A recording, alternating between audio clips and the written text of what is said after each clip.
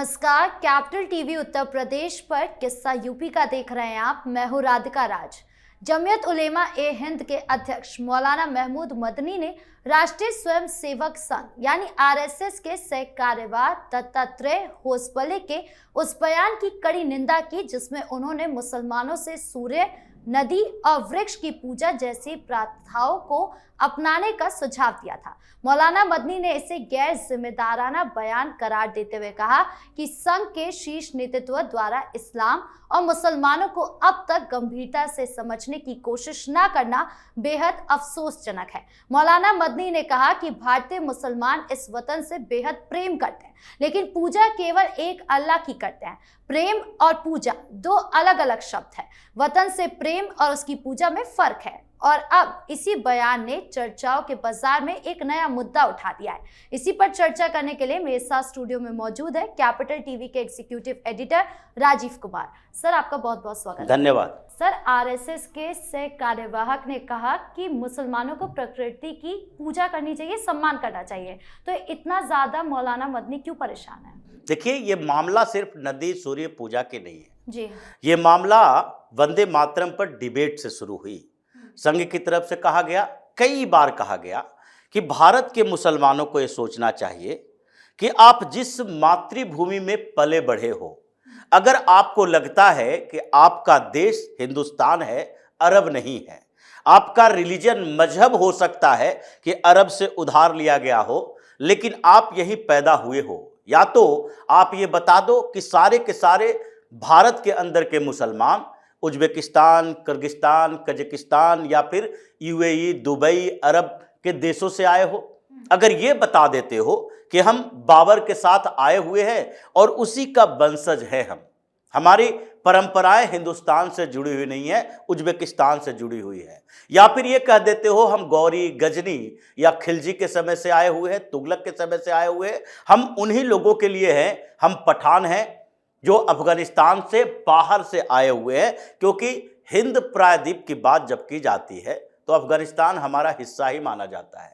ये भारतीय संस्कृति अफगानिस्तान में भी थी, इस्लामिक आक्रांताओं ने उसे हमसे छीना। इसलिए जब तालिबान के पहली बार शासन हुई थी तो वहां बामियान में बुद्ध की प्रतिमा को छिन्न भिन्न किया गया था, तोड़ा गया था, क्योंकि उन लोगों को लग रहा था कि जब तक ये प्रतिमाएं रहेगी, जब तक उपस्थिति रहेगी सनातन संस्कृति का, क्योंकि बौद्ध धर्म सनातन संस्कृति से ही जुड़ा हुआ है, तो ऐसे में यहाँ के लोग ये सोचने पर मजबूर हो जाएंगे कि नहीं नहीं, हमारे रूट, हमारी जड़ें कहीं न कहीं सनातन से जुड़ी हुई है।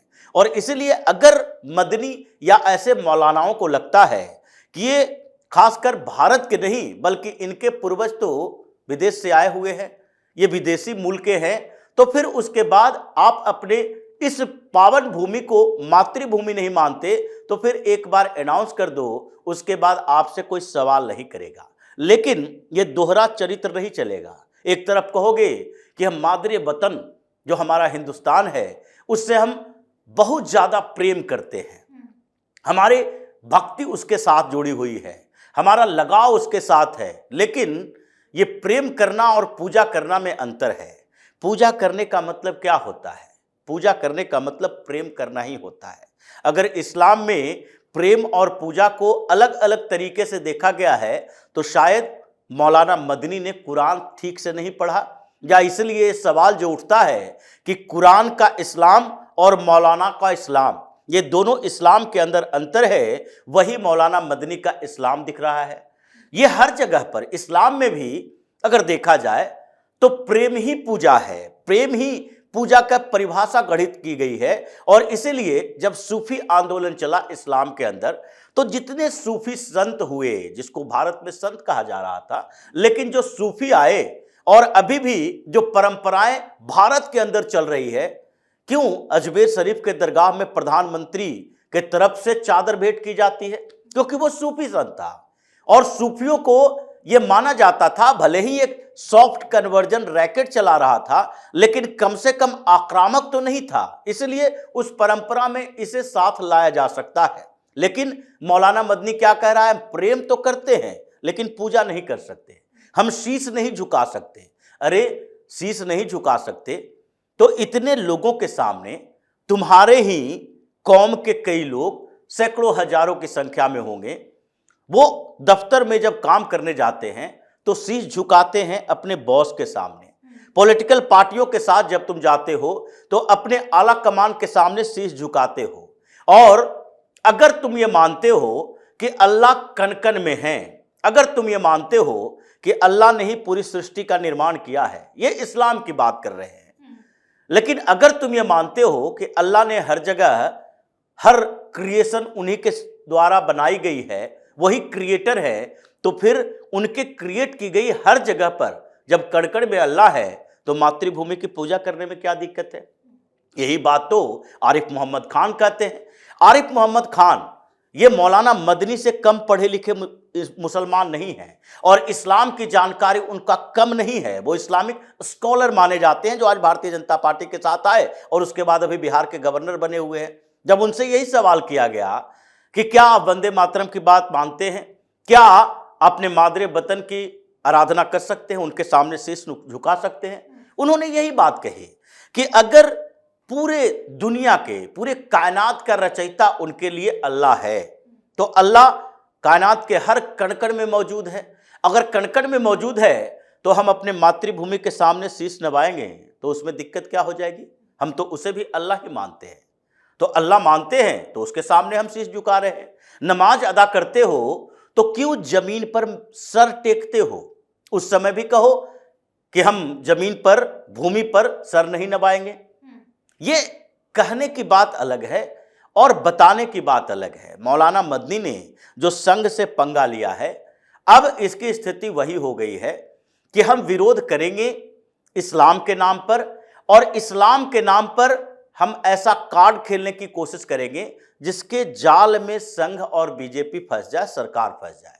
क्योंकि वंदे मातरम की चर्चा जब से संसद में हुई है, इन लोगों को लगने लगा है कि अब हर जगह ये सवाल उठेगा कि अगर भारत का मुसलमान भारत को मातृभूमि मानता है, मातृभूमि मानने में तो कोई तकलीफ नहीं है।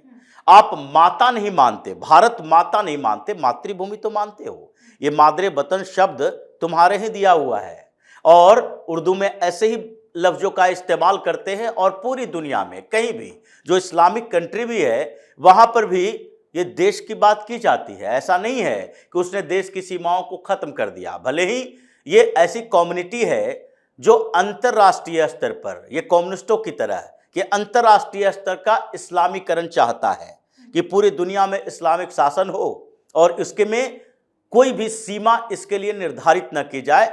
जब तक ये पूरी दुनिया का इस्लामीकरण नहीं हो जाता, हम ऐसे ही छल प्रपंच करते रहेंगे, कॉन्स्पिरेसी करते रहेंगे और ये बीच के समय को ट्रांजिशन पीरियड यानी कि संक्रमण काल के तौर पर देखता है।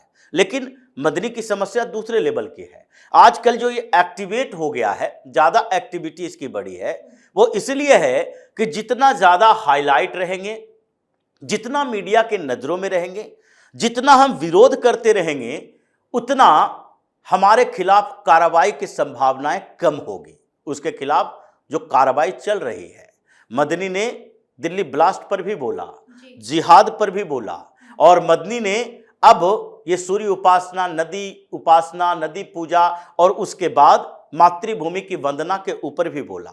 इसका मकसद ही यही है कि अगर अभी हम एक्टिव रहेंगे, एक्टिविटी हमारी तेज रहेगी और ये अगर हमारे खिलाफ जो कार्रवाई होने वाली है, जमीयत उलेमा हिंद को तो पहले ही योगी ने टारगेट में रखा था और इसीलिए जमीयत वालों का ही ये जो हलाल सर्टिफिकेट दिया जाता था उसके ऊपर प्रतिबंध लगाया है। सब सुप्रीम कोर्ट भी गया था उसके लिए कि नहीं, हलाल सर्टिफाइड सामानों पर प्रतिबंध क्यों लगाया जाना चाहिए। यूपी सरकार की तरफ से कहा गया कि हम एक देश में रहते हैं जहां एक संविधान है, हम सेकुलर व्यवस्था को मानते हैं संवैधानिक तौर पर, लेकिन उसमें एक व्यवस्था ऐसी है कि टैक्स केवल सरकार लगाएगी, टैक्स कोई संगठन नहीं लगाएगा और ये हिडन टैक्स है जो हलाल के नाम पर ये लिया जाता है। हलाल सर्टिफाइड सामान का मतलब है कि जमीयत उलेमा हिंद के मुंबई वाले ट्रस्ट को आपको सर्टिफिकेट लेने के लिए जाना पड़ेगा, उसके लिए आपको पैसा देना पड़ेगा जो टैक्स होता है। और जितने हिंदू फैक्ट्रियां हैं, जो प्रोड्यूसर हैं, वो सब उनका टैक्स लेते हैं, इस्लाम में देते हैं और वो ट्रस्ट उसका इस्तेमाल कहाँ करता है? कन्वर्जन रैकेट के लिए। उसी पैसे का इस्तेमाल हमारे खिलाफ जिहाद फैलाने के लिए करता है। तो हम हलाल सर्टिफाइड के नाम पर इन लोगों को टैक्स नहीं देंगे, और इसलिए दोहरा कर व्यवस्था की बात जब चली तो उसके कारण हलाल सर्टिफिकेशन पर प्रतिबंध हट नहीं पाया। लेकिन जमीयत उलेमा हिंद के दूसरे कई संस्थान जो हैं वो भी बैन के दायरे में हैं, और मौलाना मदनी जो इस बीच ज़्यादा एक्टिव नज़र आ रहा है, देवबंदियों का संगठन जो बना के रखा है, और मदरसे जो 25,000 से ज़्यादा मदरसे निगरानी में है, और इस बीच उत्तर प्रदेश के अलग अलग यूनिवर्सिटी, कॉलेज, मदरसे और मौलानाओं के पास ये जो बार बार नेटवर्क की बात आ रही है कि देखो ये इतना बड़ा नेटवर्क चला रहा है जिसमें प्रोफेशनल भी अब किसी न किसी तरह कन्वर्जन रैकेट में शामिल हैं। ये सारे मामलों को लेकर जो एंटी मौलाना स्क्वाड बनाया गया है, एक तरह से उसको यही कहा जा सकता है। ये एसटीएफ अलग अलग चीजों में बनता है, लेकिन योगी ने तो एंटी मौलाना स्क्वाड ही बना रखा है कि जो केवल उन्हीं मामलों को देखेगा जो इन लोगों के मजहब से संबंधित है, चाहे कन्वर्जन का मामला हो, लव जिहाद का मामला हो, या फिर मदरसों में कॉन्स्पिरेसी का मामला हो, या